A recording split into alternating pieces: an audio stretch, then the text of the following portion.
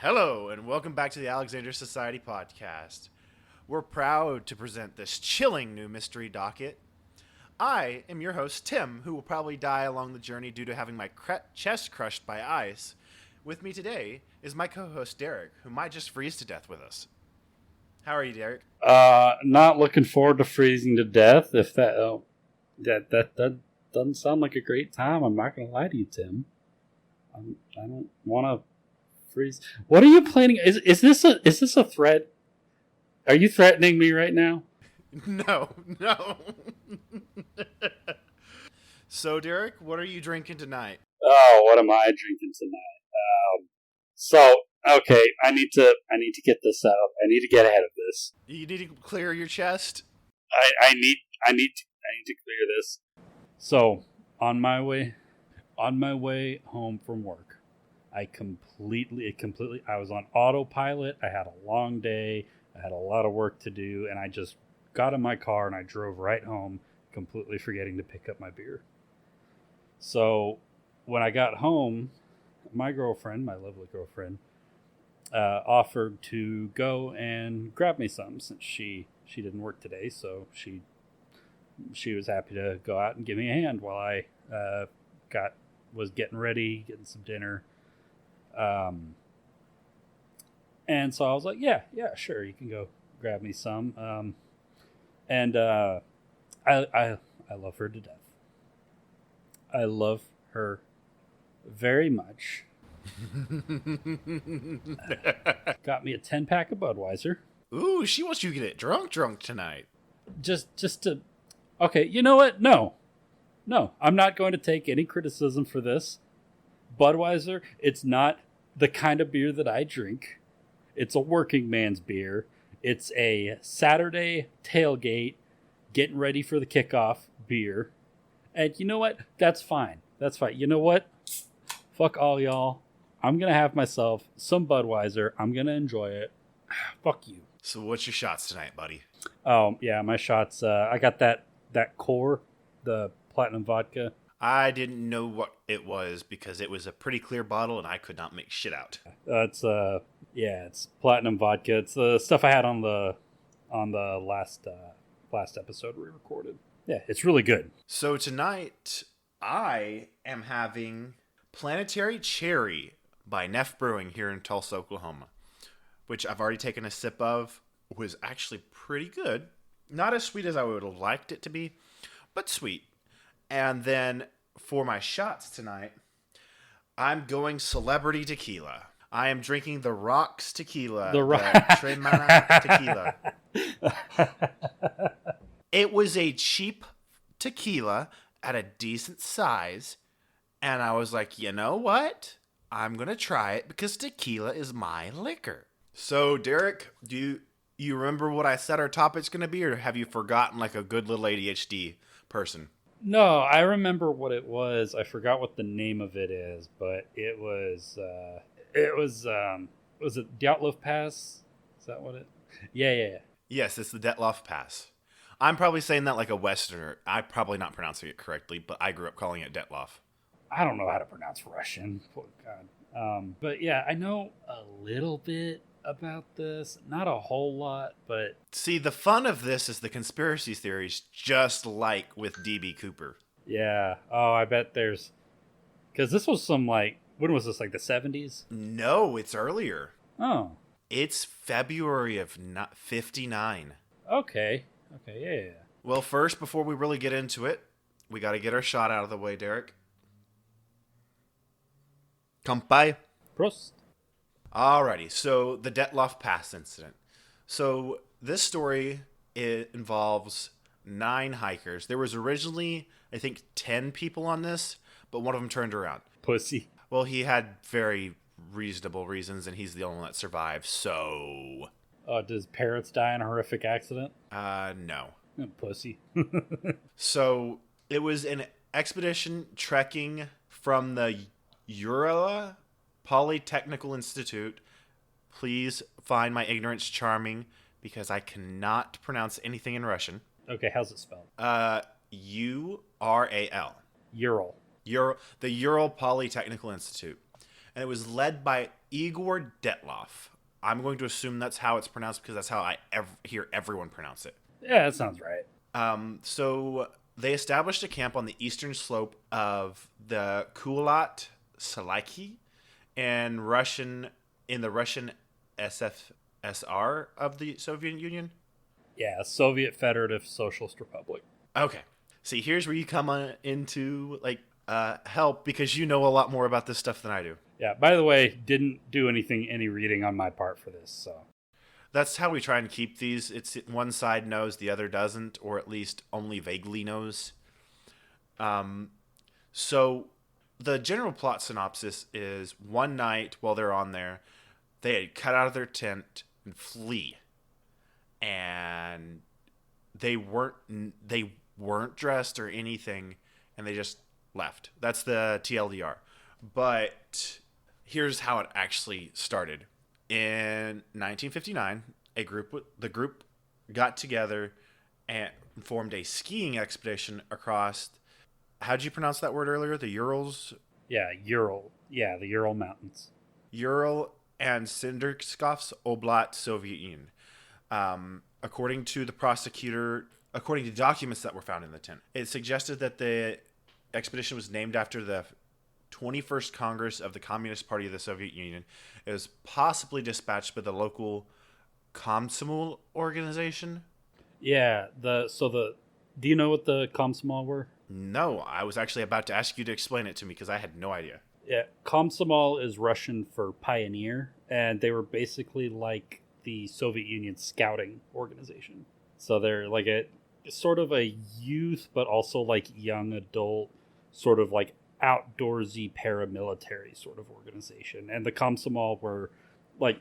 So like a little bit more militarized version of the Boy Scouts? Yeah, and they were very integrated into like the political, like the Communist Party. So a lot of if you did really well as in leadership roles in the Komsomol, it could start you on a fast track through the party leadership up into like higher echelons of party appointments and stuff like that.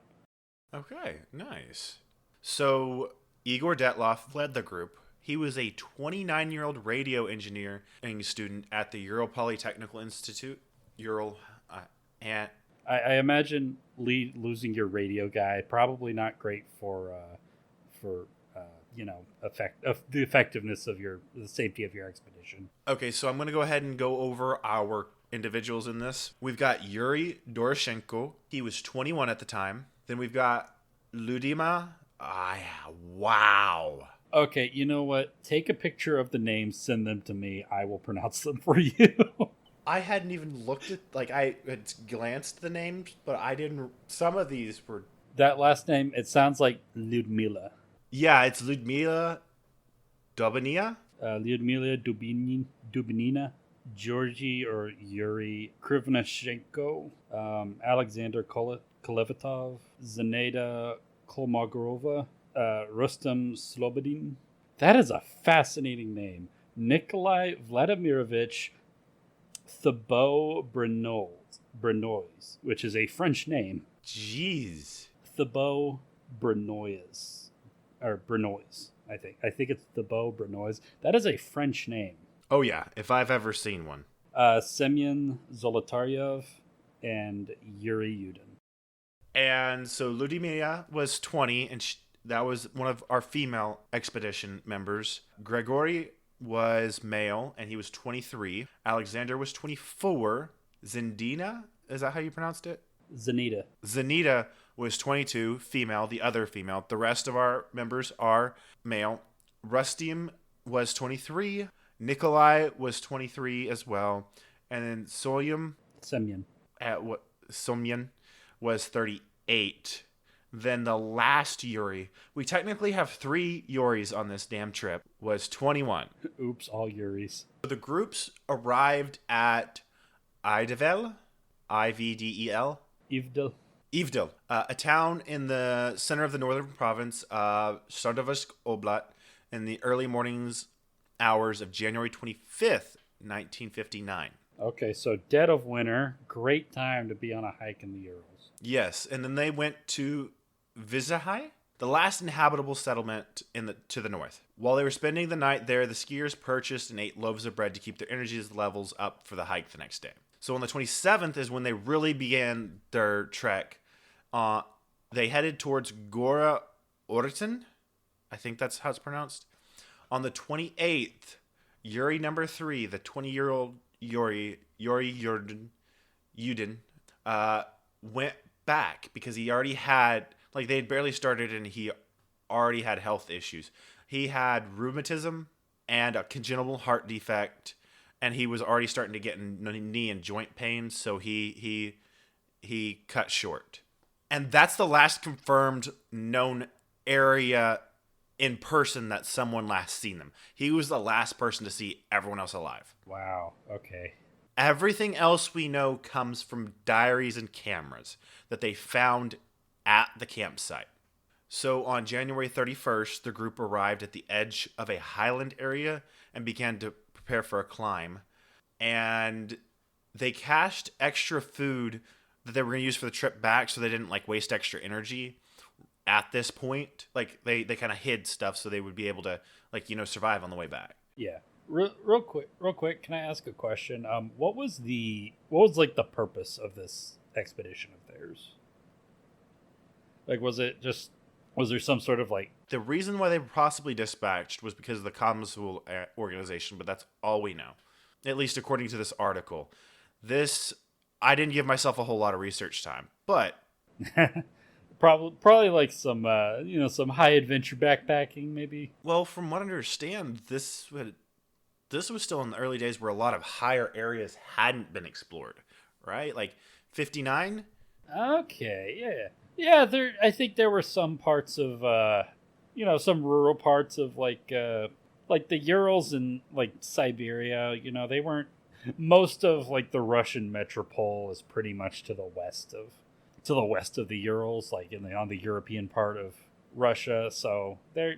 I guess it's feasible that that seems like something the Komsomol would do. Would be well, we're trying to get a better understanding and appreciation for the breadth of the Soviet landmass. So sending them out on sort of a exploratory or some sort of mapping. That's kind of what I assumed. It was an exploratory mission of some of the higher points, colder, more dangerous areas to explore in Russia. That's kind of what I get. Again, I'm not an expert in the subject, nor did I do extensive research. I kind of like to keep these mystery dockets as more I'm summarizing an article to Derek, because unless it's a big topic, it's going to take me I'm going to get hyper-focused. Yeah, it's... Also, with mysteries, there's a lot of conjecture. Right, yeah. I don't know a lot about the scope of the Komsomol's activities, so I could be full of shit. So the next day after they hid that cache, they started to move through the path, the area that they were heading forward, but they got turned around because of worsening weathers, and they ended up heading to the opposite side of where they were wanting to go, essentially. And they had deviated west. I'm assuming they didn't want to go west, and they wanted to go probably more either north or easternward. Yeah, probably.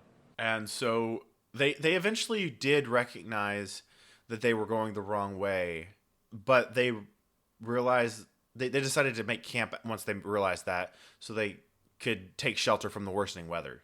And so the one surviving member that had turned around speculated that the reason why they probably didn't just turn around at that point, at least temporarily turn around, he didn't want to lose the altitude. Or that he decided to practice camping on the mountain slope.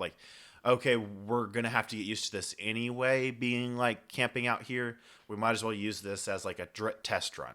So a little bit of context on how they knew to start looking for them, because they find the people, I wouldn't say fast, but fast for the area conditions and time, in my opinion.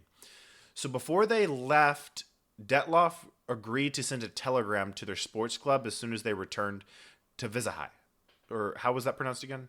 Vishya, I think. Vishya. Once they returned to Vishya. And it was expected this would happen no later than the 12th. But Yudin had been told by Dyatlov he expected it would take longer. So when the 12th did pass and there were no messages, it wasn't really a red flag. And they waited, they kept on waiting. And then on the 20th of February, the relatives were like, no, find our fucking kids. Like, we're not letting this in. So the Institute sent out a rescue group consisting of volunteers, students, and teachers. Then the army and the police forces, the Militia, I think is how it's pronounced. I am not sure. So they joined in with planes and helicopters to look for them. On the 26th, they found the tent. It was abandoned and horribly damaged. Like, I think I heard one point it looked like it was half. Yeah. So the campsite baffled the search party. One of the searchers, Mikhail Sardovin, a student who found the tent, said the tent was half torn down and covered with snow. It was empty, and all the group's belongings and shoes had been left behind. Oh yeah, so the tent's just torn to pieces, and all of the people are gone. They actually looked at it and found that the tent had been cut open from the inside. So they cut their way out of the tent. So they found 9 sets of footprints left by people wearing only socks or a single shoe or even barefoot. And they followed it. So this puts, like, I'm going to go ahead and put the cart before the horse on this one. This kind of debunks 2 of the major theories that seem to be like the quote-unquote logical theories. If there's footprints, it can't have been an avalanche. That's the biggest theory there is right now. Yeah. And the tent wasn't buried. Nothing was buried. The bodies weren't buried. Like, I don't believe in the avalanche theory whatsoever. Then the other theory is a slab avalanche, which I don't know a whole lot. I'm just assuming it's like a solid chunk of snow / ice coming in and acting like an avalanche. And just like, so a solid piece comes through, wipes that part out, and then leaves. But if it's cut from the inside, doesn't. So there's 2 other theories that we'll get towards to the end. One's a fun one that I prefer to believe, and the other one's the realistic one that I think is probably more likely. Right. So they found the tent, and they see that it's cut open from the inside, and footsteps are leading away, and there's absolutely no one is fully, like, shoed. They don't have proper equipment yet.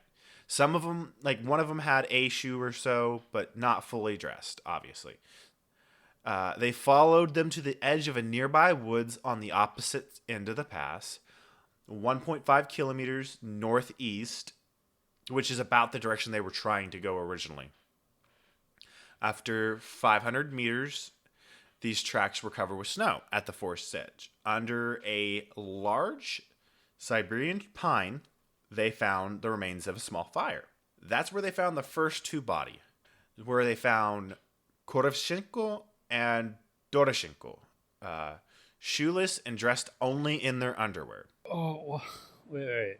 So they built so they had they were in the frame of mind to, like, try to build a fire, but they didn't go back for any clothes. Yes. They find more bodies later on, further down, and the speculation is because the farther out the bodies got, the more clothed they were, is they probably took clothes away from people who had already died, but they didn't go back to the tent. Wait. How?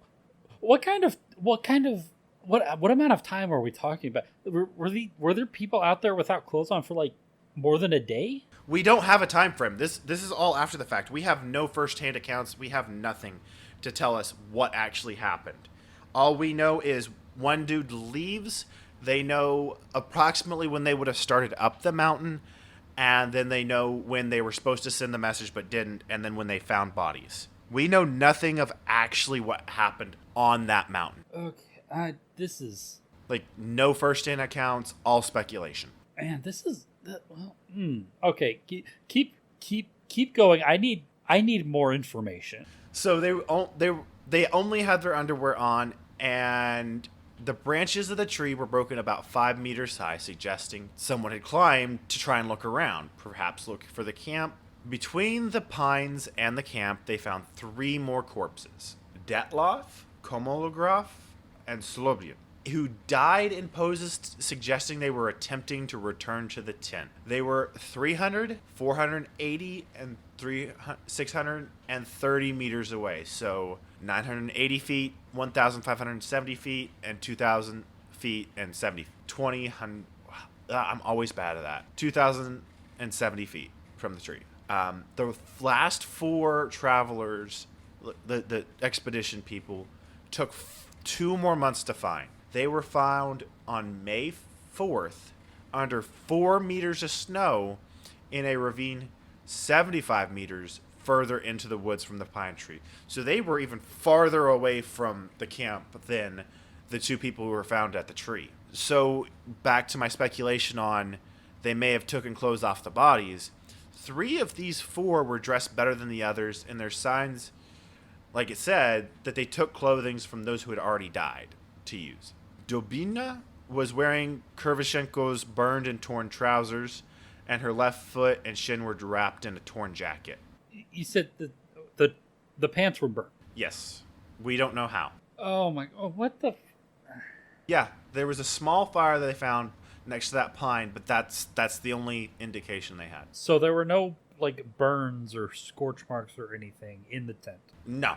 I mean, I'm presuming it was, since it was a single tent, I presume it was a somewhat, well, I actually have a picture of the tent. Okay, so all I'm imagining right now is some sort of weird like a Mel Brooks skit or like a Three Stooges skit, like a Looney Tunes skit where just people keep like getting hurt in like more ridiculous ways, and it's causing them to like drift further and further away from the tent. And that's all I can imagine right now. You're kind of close to my realistic theory, but not super close. So the realistic theory is that they all just got paranoid and suffered delusions and scared the shit out of themselves till they died. Not like in that way, but like they got paranoid to the point where some of them wouldn't go back to the tent because they got scared of like, oh, I think there's going to be an avalanche, let's get out of the way, or this, that, and the other thing, where they were like just paranoid that something was going to happen and that caused their deaths. So were any of these people like experience like... I was actually about to come back to that because I skipped over a part that I didn't mean to. Every member of this was an experienced grade 2 of the Russian system hiker at the time. At the time, there were only 3 grades.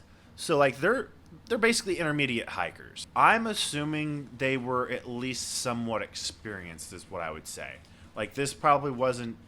They weren't like, oh, goody two-shoes, me and you are going to go hike a mountain. I wouldn't say they were probably us, because even though we do have some hiking experience, there's no way we could go hike the Dyatlov Pass as we are now. Right. Yeah. So it kind of sounds like this expedition might have been at least a little bit out of their experience range. It's possible that it was out of their depth, but so the way it's more been believed to me is it was more like it was butting up against the roof of their skill level, from what I understand. Not necessarily outside their reach. Maybe they needed 1 or 2 more experienced people. Like maybe if they had 1 grade 3, because again, we only have the 3-tier system, maybe things would have turned out differently, but we don't know. A lot of this again is the speculation. I'm going to go ahead and go over the causes of death. Dyatlov, Doroshenko, Krovashenko, Klovatov, Kolomogorov, Slobyin, all died of hypothermia. Yeah, kind of expected that one. So Nikolai is the only one who has a death that was unique to them. They had a fatal skull injury. Oh, okay. He's the French sounding guy. Yeah. Yeah. So this is a movie script, right? It's been turned into a movie, but these are real life events. Oh my god. Then the last two to die were Zoliotorov and, well, this is not a death order. This is just how I'm reading it. And Ludmila is that first name. I'm just going to go with the Ludmila. And Solimon both had severe chest trauma. So, like, they got crushed by something. Chest? That leads me to think the slab avalanche has a little bit of weight, but I'm not too, like, I'm still not sold.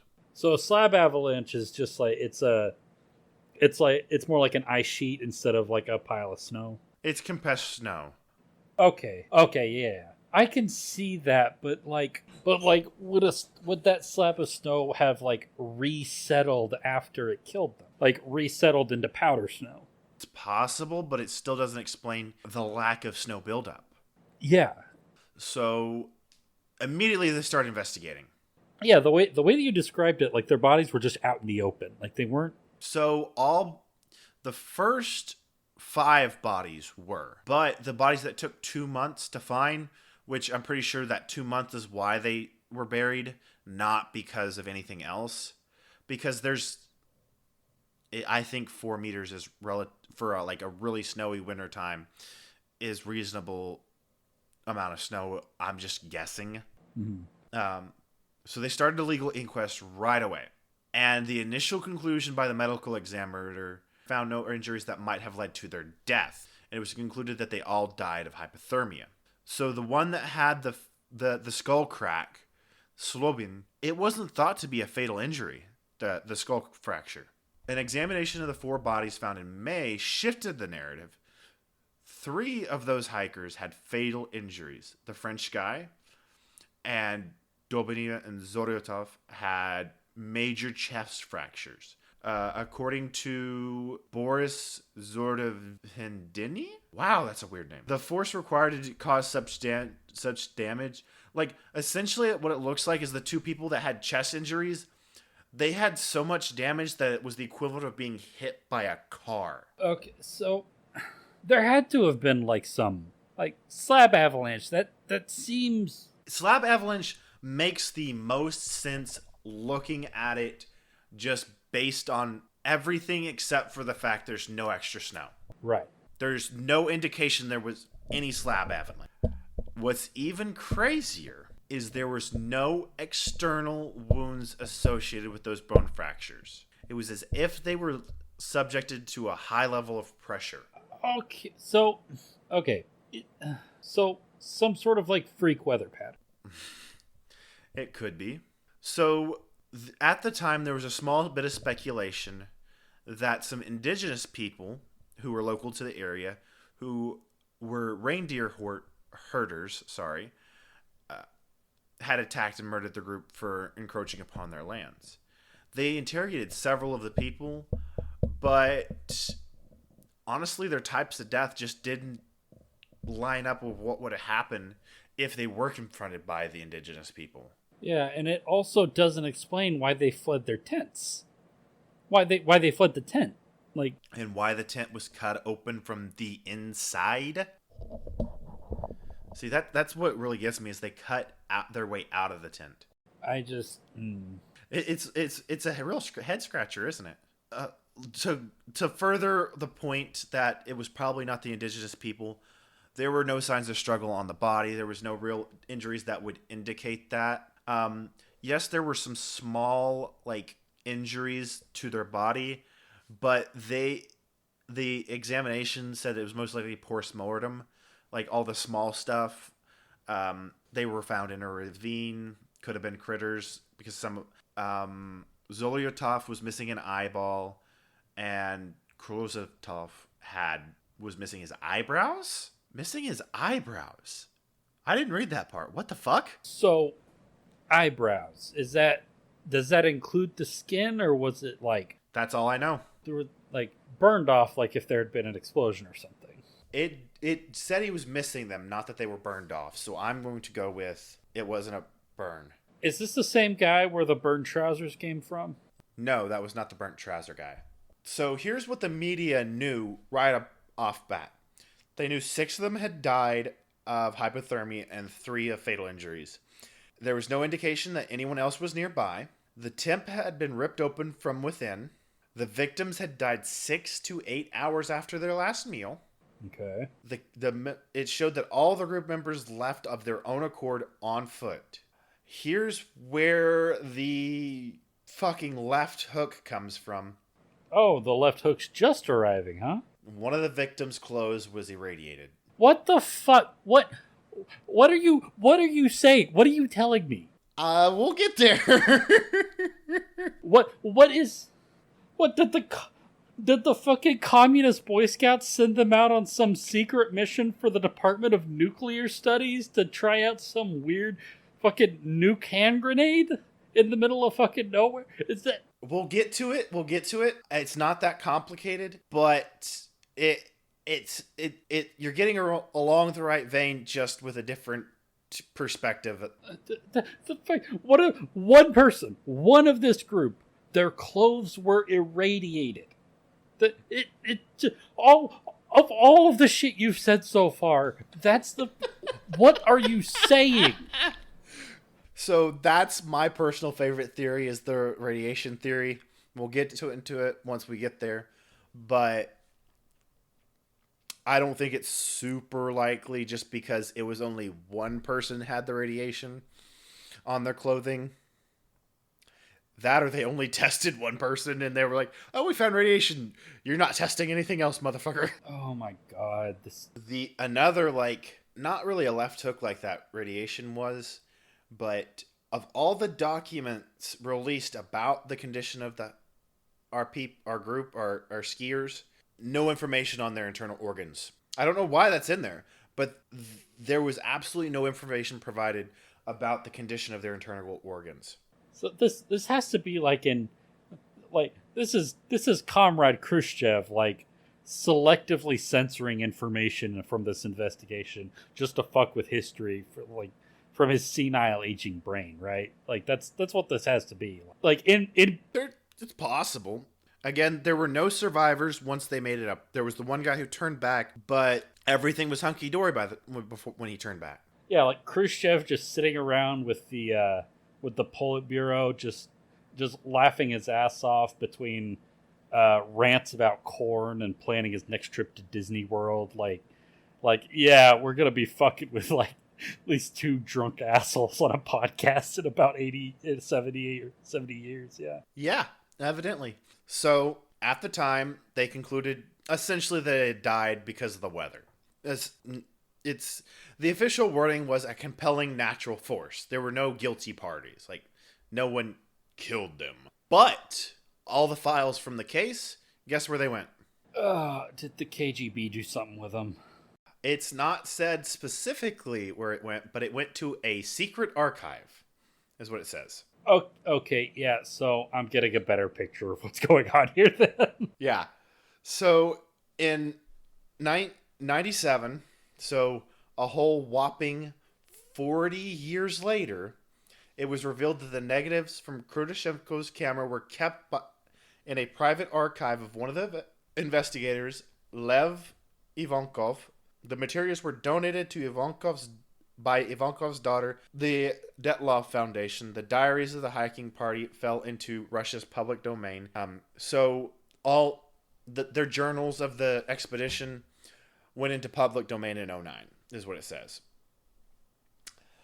So in 2018, on April 12th, Zolotov's remains were exhumed. Its missing eyeball guy. So they were exhumed on the initiative of journalists of the Russian tabloid newspaper Komsomolska Pravda, and contradictory results were obtained. One of the experts say the character of the injuries resembled a person knocked down by a car, and that DNA analysis did not reveal any similarity to the DNA of living relatives. Ugh. And that's what turns conspiracy brain on right there, Derek. Okay, so first gotta say right off. That's a shot, I say. Yeah, sure. Prost. Kampai. First, I gotta say, fuck the Politburo for making me wonder about this shit. So I don't know if I'm thinking in the same regards to you because I have a little bit more context already. But I don't think it's because that's not that person is why his DNA doesn't match. Okay, you keep going before I embarrass myself. My personal theory is the reason why his DNA doesn't match is because it was damaged. So more radiation. Can radiation do that? I mean, I know it. Wait, have you not heard of this guy? Oh shit! I gotta look this up now. It turned out Zolotov's name was not on the list of those buried at the cemetery where he was exhumed from. But the reconstruction of the face of the exhumed, like essentially the reconstruction compared to photographs of the individual that was known by Zolotovs at the time, matched. Essentially, their idea to avoid the radiation theory, which the way they described it, they probably would have known if because this is 2018. They likely would have expressed if it was damaged DNA. That's just me going conspiracy nut and liking to have fun with it. It could be that someone was had assumed Zolotov's name after World War II. Oh, wait, really?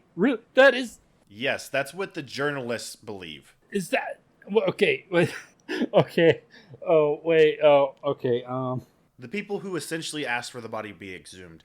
Oh okay. That actually happened a lot after wars, didn't it?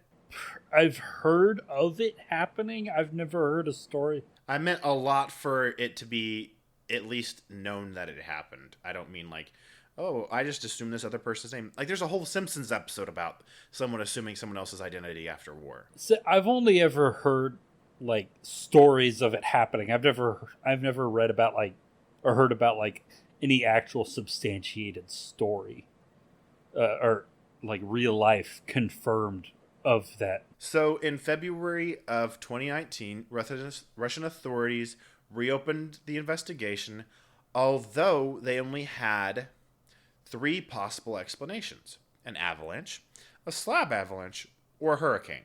They completely ruled out any possibility of a crime. Yeah, it doesn't sound like a crime.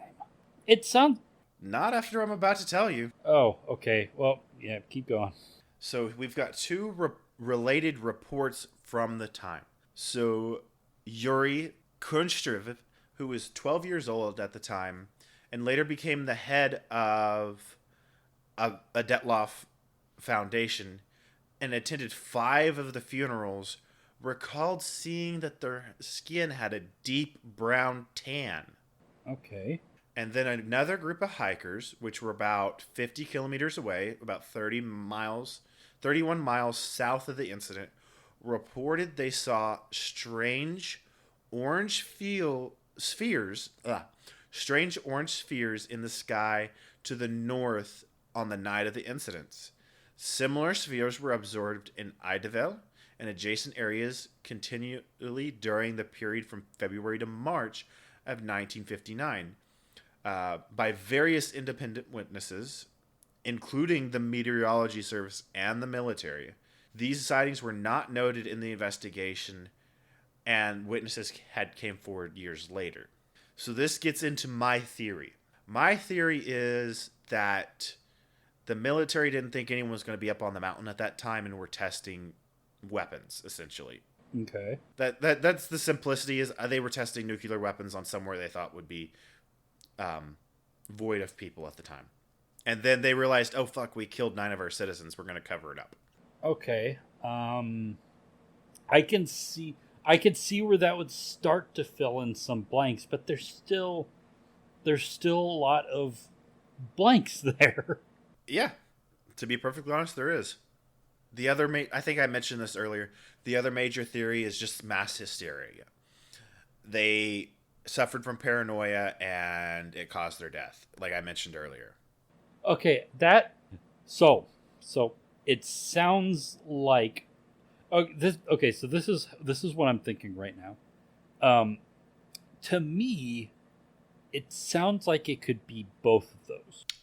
I I actually honestly believe that that's probably the most likely answer. Is a likely answer. I think mass hysteria is probably what directly led to their deaths. So if you combine the two theories that yes, the military was conducting tests and take into the fact that only 3 of them had fatal injuries, I think maybe 3 of them died from the weapons test and then the rest died from the relating mass hysteria plus hypothermia. Yeah, so like they're like some sort of like nuclear testing that might have caused like some weird like because the way it sounds to me like those like the chest crushing that to me that reminds me of like a It sounds like a concussive blast. Like, yeah it sounds like explosive concussion. but what I don't get is how only 3 of them had the injuries. Because the way it sounds like and the way the bodies were found, there's no way they could have been like I don't see how only 3 of them should have been injured is what I'm getting at. I can kind of give some leeway with that issue with the theory because concussive force in regards to explosions it behaves in really bizarre ways like the like force traveling through air it especially the further away you get if you still have a strong enough like blast like a wave of like force coming off of an explosion traveling through the air, the further away it gets, the weirder it behaves. There's a million different factors that could go into like it could have been just there were only a few people that were standing in just the right spot in where the terrain allowed for that concussive force to come through in just the right way. It could be, to be perfectly honest. So that part I give a little bit of leeway because I was thinking the exact same thing. But so what I'm thinking right now from the information that you've given me so far is like there was some sort of there was like a series of like repeated concussive blasts over an extended period of time. The initial blast sort of might have like spooked the people in the tent and caused like some like a runaway mass hysteria type thing. Just like group dynamics. That's what happens, and it caused them to panic, rush their way out of the tent, cutting their way out as they went, and because with something as weird as like if it was what I'm inclined to think like yeah it might have been like nuclear stuff because you said one of them was irradiated, so like so Yeah. One of the clothes. That's what also makes me weirded out is they didn't say anything about the clothes. Like only one person's clothes. yeah that's another hole for me, but like nuclear atomic weaponry does some really weird stuff that like seeing the kind of stuff that atomic energy does is something very few human beings have ever witnessed firsthand. And so seeing some of like the visual effects and like the sort of or auditory effects that those kinds of events give off would be bizarre enough that within that situation I can believe it would cause like some sort of it would have seemed like supernatural to somebody who didn't know better or who didn't and I could see that causing like a mass hysteria type thing and so they rush out of the tent and get turned around or get scared to return to the tent and all end up like separated and then kind of either die from the environment or die from like the secondary effects of like these nearby sort of explosions or whatever is happening. That's essentially a lot of my theory. Like I don't know a whole lot, but I can tell you that that's kind of what I've been going with in my head the whole time is like And then that also explains all of the weird inconsistencies. Then again, the weird inconsistencies with the investigation afterwards could just as much be like bureaucratic ineptitude and incompetence. I mean, this is the Soviet Union we're talking about, but like, it does seem like there's a bit of a cover up there. Oh, it's such a weird story. It's such a weird story, though. So here's the like contradicting. This is all the evidence against the avalanche theory. So the location of the incident didn't have like I was saying earlier, there were no signs of an avalanche. It would have left like patterns and debris. They didn't find any of that. The bodies were found within a month, and they didn't have a whole lot of like most of the bodies, like other than the 4 that were found later, like they didn't have a whole lot of snow on them. If there was an avalanche, there would have been snow on them. And then why were the 4 that were away from everyone else so far away? There's no reasonable explanation for that. And then over 100 expeditions have happened since over to the same area, and not once has a condition been reported that it's possible for an avalanche to happen. Like the conditions don't match for an avalanche to even be possible. Essentially, is what happened. Okay, yeah. Then they decided, even if there was like a 1 in a million chance of a snow avalanche, they tracked all the possible like paths it could take, and it would have missed the tent. Okay, yeah. I'm picking up what you're laying down. These people were experienced. Like Dyatlov was an experienced skier, and Zolotov was studying for a master's in ski instruction and mountain hiking. The one that was missing an eye. The one that had clothes that were irradiated. So they made sure, like, they probably mapped out, like, oh, an avalanche would happen here or there, and avoided it. And then the footprints patterns. They're calm footprints. They're not indicative of someone panicked, is what it says. Which is really weird, because that kind of... Well, okay, wait. So, wait. So, they cut themselves... So this is the footprints leading away from the tent? The exact wording is, footprint patterns leading away from the tent were inconsistent with someone, let alone a group of 9 people running in panic from either real or imagined danger. All footprints leading away from the tent and towards the woods were consistent with individuals who were walking at a normal pace. What the fuck? Okay, so fuck my theory then. So my revised slightly theory is maybe they were going out to investigate the explosion and then suffered delusion/hysteria. But that doesn't explain why they left the tent by cutting it open. No, it doesn't. Like, that's just like, what the fuck? I don't understand. There's a bunch of testing and all of that says from that there's no reasonable explanation for this at all. Tim, this is a really frustrating thing that you were telling me. This is really frustrating to think about. It is. Oh my god. Now you understand. No, I don't understand. That's the problem. You understand my frustration. Yes, I understand.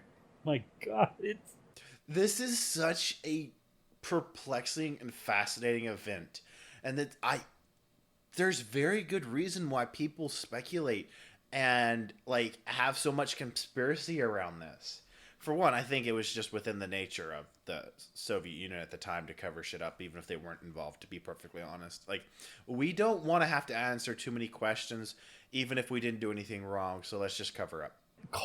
It's the Cold War. Everything has some sinister motivation behind it in people's eyes. Like I'm sure there were theories that it was the Americans that killed all these people at some point. I would not be surprised. Although who the fuck knows? Yeah, if this... Like I said, I'm very partial to it was likely a weapons experiment that they were just covering up? Because I do know, I don't know like to what extent, but I do know that the Soviet Union did have like a bunch of like secret government and military installations in the Ural Mountains. But like the entire Ural Mountain range was basically like one giant Area 51 for the Soviet government. But I don't know to what extent that was, or what kind of weapons training or weapons testing they did there. I'm just as perplexed as you are, Derek. Like this is why I wanted to talk to you about it, because like it baffles me, Derek. For me, they talk about the undressing. Like essentially, from here they go into possible explanations for some different things. So the military tests. There's a part on this. One speculation is the campsite fell within the path of a Soviet parachute mine exercise. This theory alleges that the hikers, woken by loud explosions, fled from their tent in a shoeless panic and found themselves unable to return for supply retrieval. After some of the members froze to death attempting to endure the bombardment, others commandeered their clothing only to be fatally injured by the parachute mine concussions. These are indeed records of parachute mines being tested by Soviet military in the area around the time that the hikers were there. The parachute. Okay, yeah. So that seems like a perfectly reasonable explanation to me, if it weren't for the fact of the footprint patterns away from the tent. That doesn't indicate panic, and the radiation. And the radiation. What is? And the people going on that. Well, to be fair, if it's daylight, you're gonna get sunburnt, so maybe their skin had faded or something. But like I'm surprised they were brown instead of red, personally. Yeah, but even that, like, if they were Komsomol and they were like experienced hikers that were regularly out in like winter environments, like snowburn is a thing, like the sun reflecting off the sun, like that seems reasonable, and they could have had like a tan from like consistently being out in the snow, like that's not a curiosity to me. That's not a weird part of the story in my eyes. But parachute mines detonate while still in the air rather than upon striking their surface and produce signature injuries similar to those experienced by the hikers. Heavy internal damage with relatively little external trauma. The theory coincides with reported sightings of glowing orange orbs floating or falling in the sky within the general vicinity of the hikers and allegedly photographed by them. Potential military aircraft or descending parachute mines. This theory, among others, uses scavenging animals to explain the missing eyeballs and all that kind of stuff. Some speculate that the bodies were manipulated based on how liver mortis markings were. The rest is kind of unnecessary. But a similar theory alleges testing of a radiological weapons and is based partly on the discovery of radioactive on some of the clothing, as well as the descriptions of the bodies of the relatives having orange skin and gray hair. The gray hair was not mentioned before, but this is family claims. It's not reports or anything else. But it still doesn't explain how some were affected and how some weren't. Yeah, it says the skin and hair discoloration can be explained by a natural process of mummification after 3 months of exposure to cold and wind. The initial suppression of Soviet authorities describing this group's disappearance is sometimes mentioned as evidence of a cover-up, but it's basically how the USSR operated. Yeah, that's not surprising at all. I don't that their reaction to everything was to cover it up to keep themselves from looking bad. Well, if you cover it up and you don't look into it, you have more research to do everything. So, Derek, what are your final thoughts on the Dyatlov Pass Incident? Okay, so for the footprint patterns and the radiation. If I'm doing an Occam's razor approach, just cutting out, just going to like, what is the simplest explanation? Simplest explanation for the footprints is the investigators got it wrong. They missed something in like the footprints, and they were actually panicked, but the foot something was affecting like their ability to walk, and like like the deepness of the snow. Maybe they were already injured when they were running away, so even though they were panicked, it doesn't seem to indicate that. Yeah, like Occam's razor on the footprint patterns, they were misinterpreted or something happened. They might have actually been panicking, but the footprints for some reason were either misread or something was affecting like the way that they're walking. For the radiation, my Occam's razor thought process on that is